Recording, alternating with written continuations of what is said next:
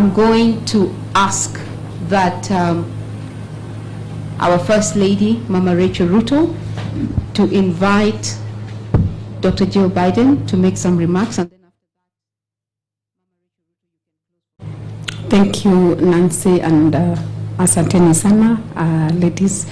We are grateful for your time and just for allowing us to come into your table banking, because we know this is a bank, and usually in the bank you don't allow anybody to see your things inequally. So thank you, Dr. Jill Biden. I would now like to invite you just to make the final remarks as we conclude. Welcome. Thank you, Rachel. I just want to say thank you to all of you for inviting us in to see this process, to see how you are really creating financial independence for yourselves. You're quite an impressive group, so thank you so much.